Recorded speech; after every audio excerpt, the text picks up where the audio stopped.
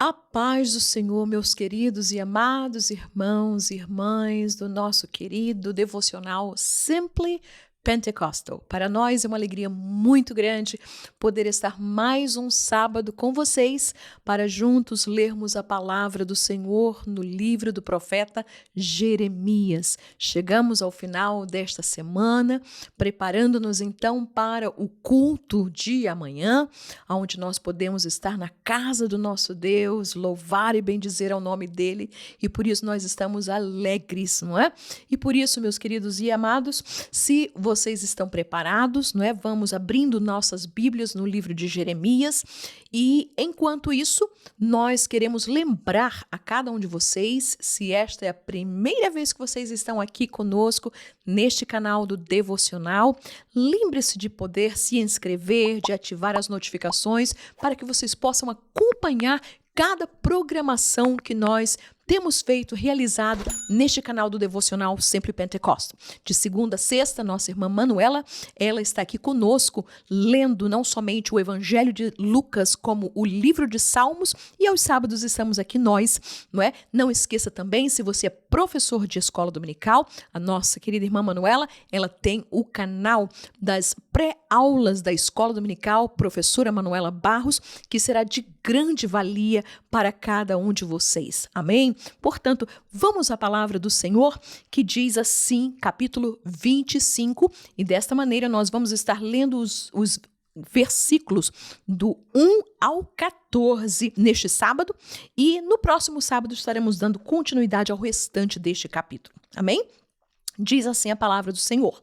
Palavra que veio a Jeremias acerca de todo o povo de Judá no ano 4º de Joaquim, filho de Josias, rei de Judá, que é o primeiro ano de Nabucodonosor, rei da Babilônia. Nós vamos ver então que Deus começa a fechar o cerco aí, e neste tempo do rei Joaquim, nós vamos lembrar um pouquinho dos capítulos anteriores. Joaquim foi filho de Josias, não é? E então ele também foi colocado sobre o trono, e a Bíblia diz que no 4º ano de Joaquim é quando o rei Nabucodonosor começa a governar, começa a reinar em Babilônia. Portanto, o qual anunciou o profeta Jeremias a todo o povo de Judá e a todos os habitantes de Jerusalém, dizendo: desde o ano 13 de Josias, filho de Amon, rei de Judá, até este dia, que é o ano 23, veio a mim a palavra do Senhor e vô-la anunciei a vós, madrugando e falando, mas vós não escutastes. Nós vamos ver de que o profeta Jeremias já faz mais de 20 anos que ele está pregando a palavra, dizendo ao povo, buscando um arrependimento da parte do povo. E quando nós olhamos assim e nós pensamos disso, mas será que somente Jeremias estava pregando a palavra do Senhor? Nós vamos ver de que dentro destes tempos houveram profetas que foram contemporâneos de Jeremias, por exemplo, o profeta Ezequiel, profeta Daniel, profeta Obadias, profeta Abacuque, profeta Sofonias. Nós vamos ver de que eles estiveram dentro de algum tempo durante o período do percurso do ministério de Jeremias. Estes homens de Deus também foram usados para trazer a mensagem, trazer a palavra. Entretanto, como nós já falamos, o povo não deu ouvidos à palavra do Senhor. Versículo 4. Também vos enviou o Senhor todos os seus servos, os profetas, ou seja, estes que nós falamos, não é? Que nomeamos a ele, e tantos outros mais que eram profetas que para nós estão no anonimato, mas que Deus usou homens para poder trazer a palavra do Senhor. Entretanto, a palavra dele foi: o Senhor enviou os seus servos, os profetas, madrugando e enviando-os, mas vós não escutastes, nem inclinaste os ouvidos para ouvir, dizendo: convertei-vos agora cada um do seu mau caminho e da maldade das suas ações, e habitai na terra que o Senhor vos deu e a vossos pais de século em século. E não andeis após deuses alheios para os servirdes e para vos inclinardes diante deles, nem me provoqueis a ira com a obra de vossas mãos, para que vos não faça mal.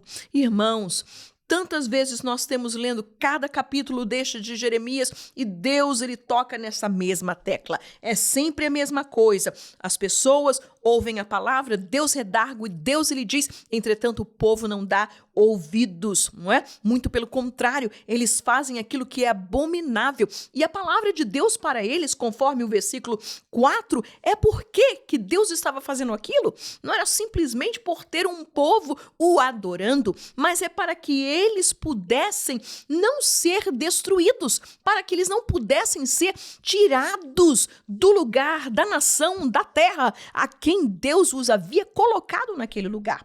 Entretanto, a Bíblia nos diz, não me provoqueis a ira, dizia o versículo 6. Irmãos, e eu estava meditando sobre isso e disse, Senhor, tu estavas falando para o teu povo, tu estavas falando para o povo de Israel, que era um povo que conhecia quem era Deus, ainda que muitos, é claro, como nós vamos ver, estavam desviados, estavam fazendo errado. Entretanto, esta palavra não foi para os babilônios, não foi para os gentios, não foi para os pagãos, foi para o povo de Deus, dizendo que nem me provoqueis a ira com a obra de vossas mãos, para que vos não faça mal. Irmãos, e eu meditando nisso, eu disse, Senhor, esta verdade não foi somente para o povo de Israel, é para nós também, nos dias de hoje, é para mim, como igreja do Senhor.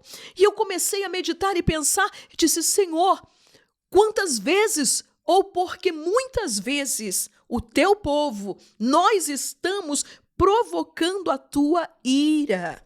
E o que é que nós vimos na palavra de Deus que provoca a ira de Deus, que faz com que ele possa usar de justiça e traga juízo e muitas vezes possa castigar e que possa trazer o juízo sobre o seu povo para poder o corrigir, para poder fazer com que eles possam voltar aos seus caminhos?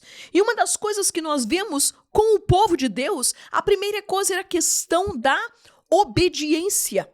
Irmãos, quando o crente desobedece de uma mente consciente aquilo que está escrito na palavra do Senhor ou aquilo que ele falou, sabe o que nós estamos fazendo quando nós desobedecemos? Nós estamos provocando a ira. É ou não é verdade? Se você é um pai de família, se você é uma mãe, quando você diz para o seu filho, diz, meu filho, não faça isso. E aquela criança, ou aquele adolescente, ou aquele jovem, faz exatamente o que você disse para não fazer, o que acontece? Aquela criança, aquela pessoa, aquele filho, filha, está provocando a sua ira. O que é provocar? É você ficar ali, né? Como diz, catucando, botando o dedo, fazendo, irritando, até trazer, confrontando. Para quê? Para que haja, né? Para que veja você explodir. E você fica aí você tem que entrar e você traz a correção e você bate na criança, você faz alguma coisa. Por quê? Porque aquele filho, aquela filha provocou a sua ira quando ele desobedeceu. Mas em segundo lugar, nós vamos ver que a segunda coisa que trazia algo que fazia Deus trazer uma correção e trazer juízo sobre o seu povo é quando o povo exercia de injustiças. Injustiça provoca a ira de Deus. Por quê, irmãos? Porque Deus sabe, e nós sabemos através da sua palavra, que nós somos e não somos dignos da graça de Deus, não somos dignos da salvação de Deus, porque nós, a Bíblia diz, nós éramos inimigos dele. E como nós não temos, ou seja, não somos dignos de receber aquilo que ele nos ofereceu, porque a nossa vida, antes de aceitar a Jesus, mesmo que você tenha nascido num lar evangélico, crescido dentro de uma igreja, isso não faz diferença nenhuma. É claro que você está sendo exposto ao evangelho, entretanto, filho de crente não é crentinho. Você tem que aceitar a Jesus. E quando nós que sabíamos que não éramos merecedores, que nós carregávamos tantas injustiças, que o nosso pecado era uma injustiça e que Deus, pela sua misericórdia, nos perdoou, nos transformou, nos salvou, escreveu o nosso nome no livro da vida, apagou aquilo que estava, condenando a cada um, como diz a carta do apóstolo Paulo, ele riscou a cédula que era contra nós e a cravou na cruz do Calvário. E para nós agora que fomos redimidos pela graça, que fomos perdoados pela graça, que fomos justificados por Ele, cometer uma injustiça, seja para com Deus, seja para com o mundo, seja para com a igreja, seja para com a sua família. Quando nós fazemos isso, irmãos, o que é que nós estamos fazendo? Estamos provocando a ira de Deus. Mas em terceiro lugar, é o que Deus reclamou com o seu povo, a idolatria. A idolatria provoca a ira de Deus. E o que é idolatria? A idolatria não é somente estar na frente de um Deus, de um ídolo e se dobrando diante dele, não. Tudo aquilo que se coloca no lugar e em prioridade a Deus e ao seu reino, isso vem a ser uma idolatria. E foi o que aconteceu com o povo de Deus. E por causa disso, nós vamos ver que provocaram a ira ao Senhor, para quê? Com a obra de vossas mãos, para que vos não faça mal. Todavia, não me destes ouvidos, diz o Senhor, mas me provocastes a ira com a obra de vossas mãos para vosso mal. Deus estava dizendo, arrependei-vos, para que eu não possa já usar de justiça com vocês. Mas como eles não se arrependeram, a palavra de Deus foi muito clara. A obra de vossas mãos para vosso mal. Portanto, assim diz o Senhor dos Exércitos, visto que não escutastes as minhas palavras, eis que enviarei e tomarei a todas as gerações do norte, diz o Senhor, como também a Nabucodonosor, rei da Babilônia, meu servo, e os trarei sobre esta terra e sobre os seus moradores e sobre todas estas nações em redor e os destruirei totalmente, pô-los-ei em espanto e em assobio e em perpétuos desertos. Olha que interessante, Deus está chamando, colocando a Nabucodonosor, chamando-o de meu servo. E nós vamos dizer, mas irmã, ele era crente? Ele teve algum relacionamento com Deus? Não, irmãos. Nabucodonosor era um rei pagão, um rei terrível. Mas por que Deus está chamando de meu servo? Era porque este rei seria usado como instrumento para trazer o juízo de Deus sobre o seu povo. Aleluia. E ele nos diz, versículo 10, e farei perecer entre eles a voz de folguedo, a voz de alegria, e a voz do esposo, e a voz da esposa, e o som das mós, e a luz do candeeiro. Tudo isso iria acabar. O povo já não ia estar em festa. O povo de Israel era um povo festeiro, era um povo que cada colheita, que cada mês, que cada dias, cada semana tinha uma atividade, tinha uma celebração, tinha uma festa para poder, mas Deus estava dizendo, tudo isso vai acabar. Versículo 11, a grande promessa de Deus através do servo Jeremias. E toda esta terra virá a ser um deserto e um espanto. E estas nações, não somente Israel, não somente aquelas que estavam ao redor de Israel, que também não temeram a Deus. Disse: e estas nações servirão ao rei da Babilônia 70 anos. Deus, ele usa Jeremias para dizer o período, o tempo do cativeiro de Judá em Babilônia. Acontecerá, porém, que quando se cumprirem os 70 anos, o que é que ele vai fazer? Visitarei o rei da Babilônia e esta nação, diz o Senhor, castigando a sua iniquidade e a da terra dos caldeus, farei deles um deserto perpétuo.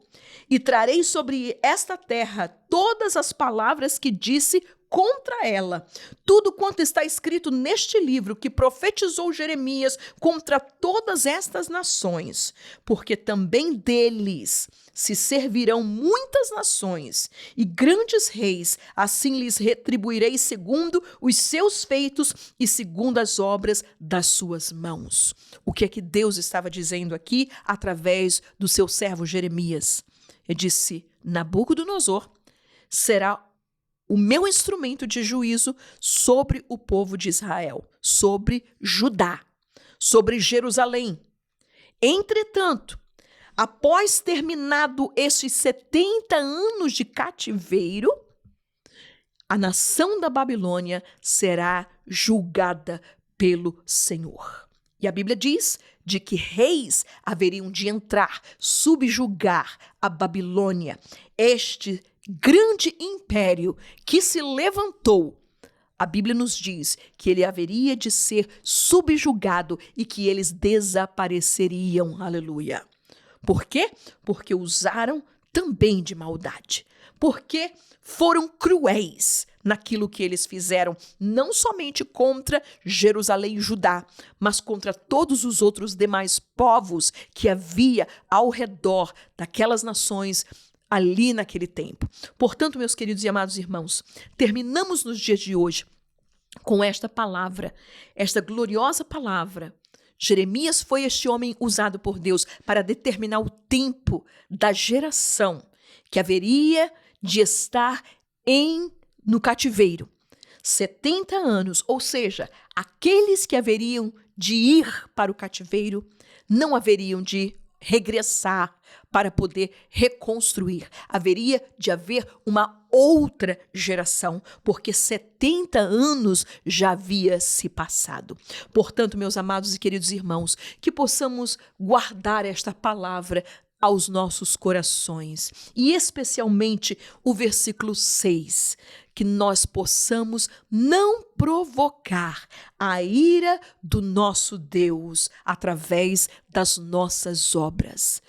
Lembremos de olhar para nós mesmos, lembremos de observar os nossos caminhos, observar os nossos atos, observar as nossas atitudes, observar o nosso coração para que ele possa estar limpo diante do Senhor, dizendo sempre ao nosso Deus: Senhor, sonda o meu coração e vê se há algum caminho mau, Senhor, e limpa-me e retira, não é? E faz de mim uma pessoa, um obreiro, um servo, que tu possas se agradar dele em todo o tempo. Aleluia. Assim, meus queridos e amados irmãos, terminamos nesta manhã, não é? Os primeiros 14 versículos de Jeremias, capítulo 25. E no próximo sábado concluiremos o restante deste capítulo para a glória do nome do Senhor.